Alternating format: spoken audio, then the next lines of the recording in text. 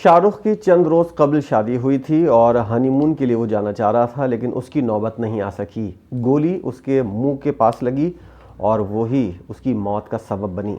उसकी वालदा आज तक पछताती हैं कि काश वो बैल नहीं बजाती और ना ही शाहरुख बाहर आता और ना वो अपनी ज़िंदगी से हाथ धो बैठता।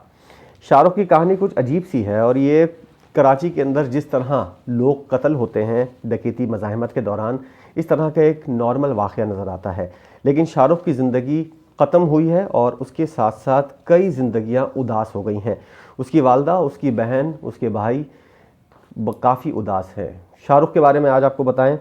कत्ल से चंद रोज़ कबल उसने पसंद की शादी की थी। वो एक लड़की को पसंद करता था और अपनी बहनों के ज़रिए उसने अपनी वालदा को ये पैगाम पहुंचाया कि वो उस लड़की को पसंद करता है जिससे वो शादी करना चाहता है। वालदा ने कुछ मज़ाहमत की और उसके बाद वालदा होने की वजह से और छोटा बेटा था, लाडला होने की वजह से वो उसकी बात पर राज़ी हो गई और उसकी पसंद की शादी वहीं करवाई जहां वो करना चाहता था। शादी से कत्ल से 2 दिन कबल उसका वलीमा हुआ था और वलीमे के 2 दिन बाद उसके सर पे गोली लगी और वो जाँ बहक हो गया।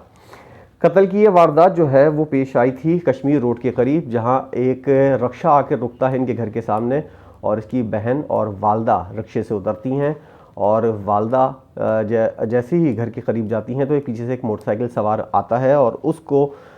इस बात का एहसास होता है कि उसको क्या करना है। रक्शे में जैसे ही ये लोग पैसे वगैरह देते हैं, उसके बाद जब वो घर की बैल बजाती हैं उसकी वालदा, तो मोटरसाइकिल सवार जो है सीसीटीवी फुटेज में भी वाज़ेह तौर पर नज़र आया है कि उसकी वालदा जो है वो बैल बजाती हैं और मोटरसाइकिल सवार जो है वो असलहे के ज़ोर पर उसकी बहन से चूड़ियाँ उतरवाता है और उसके बाद वो चूड़ियाँ उतार रही होती हैं कि शाहरुख दरवाज़ा खोलता है और जब वो देखता है कि उसकी बहन का उस कातिल ने हाथ पकड़ा हुआ है, उस डकैत ने हाथ पकड़ा हुआ है, तो अपने जज्बात पर काबू नहीं रख सका और उसने फ़ौरन छलांग लगाई अपनी बहन को बचाने के लिए और इस वारदात को रोकने के लिए। लेकिन गन लोड थी और पुलिस अहलकार, जिसके बारे में बताया जा रहा है कि वो पुलिस अहलकार था लेकिन मुअत्तल था और हाजिर ड्यूटी पुलिस ऑफिसर नहीं था,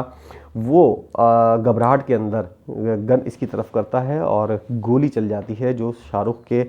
चेहरे के करीब आकर लगती है और उससे उसकी मौत वाक़ई हो जाती है। शाहरुख ख़ुद पर काबू ना रख सका और अपनी बहन का हाथ जब उसने देखा कि एक डकैत के हाथ में है, तो ऐसे होता है अमूमन के भाई लोग जो हैं वो इस तरह बर्दाश्त नहीं कर सकते कि कोई जो है उनकी बहन के ऊपर इस तरह हाथ पकड़ के खड़ा हो। तो इस तरह की नौबत आई और उसके बाद उसने आगे बढ़ा और उसने छलांग लगाई, इस वारदात को रोकने की कोशिश की, लेकिन ये उसकी सबसे बड़ी गलती साबित हुई जो उसकी वालदा भी एक्सेप्ट करती हैं। शाहरुख की वालदा का ये बयान सामने आया है कि वो कहती हैं कि हज़ारों रुपए या लाखों रुपए की कोई चीज़ देकर आप किसी की जान वापस नहीं ला सकते। काश शाहरुख आगे नहीं बढ़ता और इस तरह चूड़ियाँ देकर या मोबाइल्स वगैरह देकर जान छुड़ा ली जाती इस डकैत से और एक ज़िंदगी बच जाती और एक लड़की जो 4 दिन कबल दुल्हन बनी थी वो 4 दिन के बाद बेवा ना होती। हनीमून के लिए ये लोग जाना चाह रहे थे और 2 दिन के बाद, जिस दिन ये वारदात हुई है उसके 2 दिन के बाद हनीमून के लिए शाहरुख को रवाना होना था। शाहरुख का अगर मैं बैकग्राउंड आपको बताऊं तो ये 7 बहनों का सबसे छोटा भाई है और अपनी तालीमी सरगर्मियाँ मुकम्मल करने के बाद इसने एक कार का जो शोरूम है, जो इनके ख़ानदान का सेटअप है, उसके अंदर इसने हाथ बटाना शुरू कर दिया और काफ़ी एक्टिव इस हवाले से साबित हुआ क्योंकि कराची का लड़का था और इनके वालिदैन जो है वो कराची से बाहर के हैं, लेकिन ये लोग काफ़ी अरसे से कराची के अंदर मुकीम हैं, तो यहाँ की इलाके की और यहाँ की मार्केट के हवाले से जो नो हाव होती है वो इसको बखूबी पता थी। और जिस तरह का ये लोग कारोबार करते थे कार शोरूम का, तो उसके अंदर शुरू से ही इसका इंटरेस्ट था और जिस तरह की मालूमात होती हैं एक कार शोरूम वाले को चाहिए, शाहरुख के अंदर इस तरह की मालूमात काफ़ी थी और इसके अंदर वो काफ़ी शार्प भी था। तो उसके दोस्त वगैरह जो हैं जो उसके साथ कॉलेज में पढ़ते थे उनके भी कुछ बयानात सामने आए हैं। एक दोस्त ने तो यहाँ तक कहा है कि शाहरुख ने जब वो कॉलेज के अंदर पढ़ रहा था तो उसका दोस्त ये कहता है कि उसके पास फ़ीस अदा करने के पैसे नहीं थे और शाहरुख ने चुपके से उसकी फ़ीस अदा की थी और इस बात का उसके दोस्त को और शाहरुख को इसके अलावा किसी और को इल्म नहीं था। शायद उनके घर वालों को इल्म हो, लेकिन उसका दोस्त इस बात पर उदास है कि अब जब उसको कभी ज़रूरत पड़ेगी तो किससे मदद मांगेगा। इस तरह की वो मदद करता था। इसके साथ साथ शाहरुख जो है वो एक लड़की को पसंद करता था और जैसा कि मैंने पहले बताया कि अपनी बहनों के ज़रिए उसने अपनी वालदा तक ये पैगाम पहुंचाया और उसकी वालदा ने थोड़ी बहुत मज़ाहमत के बाद अपने बेटे के सामने हथियार डाल दिए और इस तरह ये शादी अंजाम पाई थी। 28 साल का शाहरुख था, तो आप अंदाज़ा लगाएं कि पढ़ाई के कितने अरसे के बाद इसका ये मामला जो है,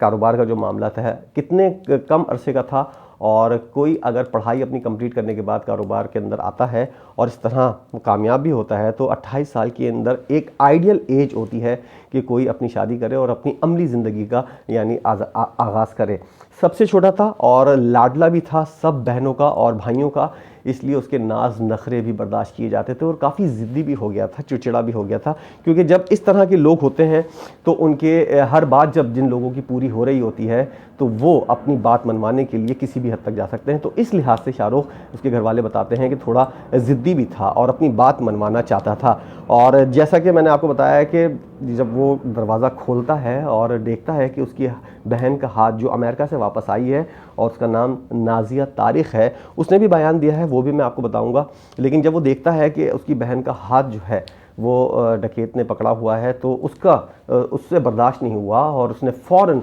एक्शन किया। और उसकी वालदा ये बताती हैं कि काश वो थोड़ी देर दरवाज़ा नहीं खोलता तो इस तरह की नौबत नहीं आती और आज वो हमारे साथ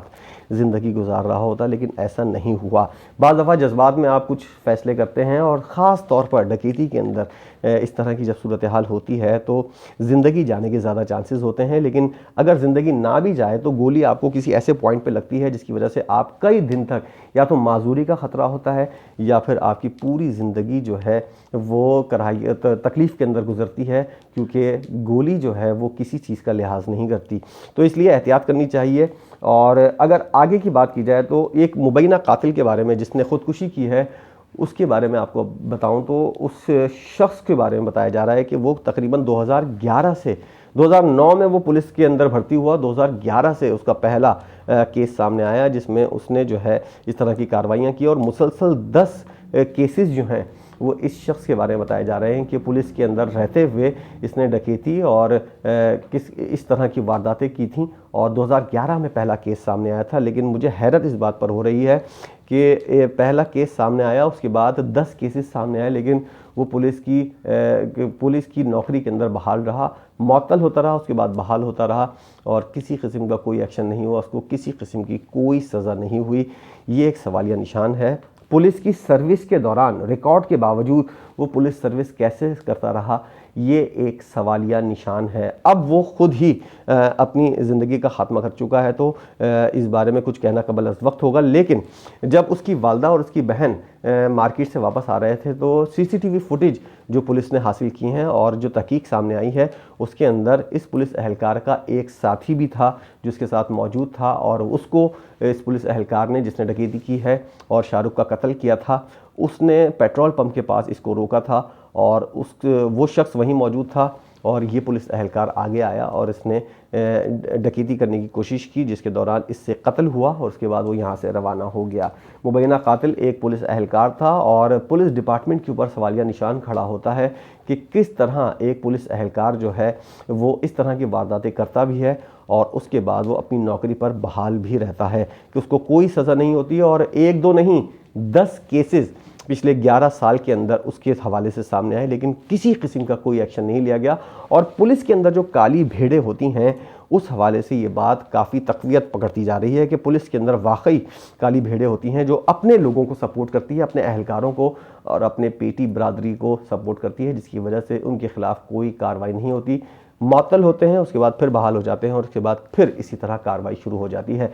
तो शाहरुख का जो केस है उसकी वालदा उसके घर वालों के लिए एक इबरत का निशान है और हमेशा पूरी ज़िंदगी जो है वो लोग जो हैं इस बात को रोते रहेंगे कि काश वो बैल ना बजाती या वो दरवाज़ा थोड़ा लेट खोलता। उनकी बहन जो है नाजिया तारिक वो अमेरिका में रहती हैं और उन्होंने जो बयान दिया है अपने बयान के मुताबिक वो उनको जब पता चला कि 28 साल शाहरुख की जब शादी तय पा गई है तो उन्होंने उसी वक्त फ़ैसला किया था कि वो जो है वो इस शादी में शिरकत करेंगी और अमेरिका में ही उन्होंने तैयारियां शुरू कर दी थी। और कराची जब वो आई तो धूम धड़के से पूरी शादी हुई और उसके बाद जब शादी 2 दिन पहले वलीमा हुआ था उसके बाद वो अपनी जाने की तैयारियां कर रही थी क्योंकि भाई उनका अगर हनीमून के लिए जाता तो वो अपने अमेरिका के लिए रवाना हो जाती। तो सारी चीज़ें हो गई थी, लेकिन एक ऐसा वक्त आया जिसके अंदर शाहरुख ने जज्बातीपन का मुजाहरा किया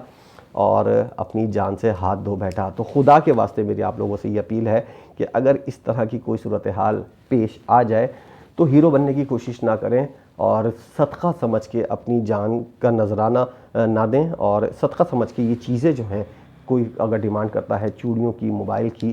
तो जान है तो जहान है। आप अपनी जान बचाकर ऐसी हज़ारों चीज़ें, लाखों चीज़ें आप ख़रीद सकते हैं, लेकिन खुदा के लिए अपनी जान को ऐसी सूरत हाल के अंदर जोखिम में ना डालें। आज की वीडियो इतना ही, और अगर आपको पसंद आई है तो इसको लाइक कीजिएगा और चैनल को सब्सक्राइब कीजिएगा। वीडियो देखने का बहुत शुक्रिया।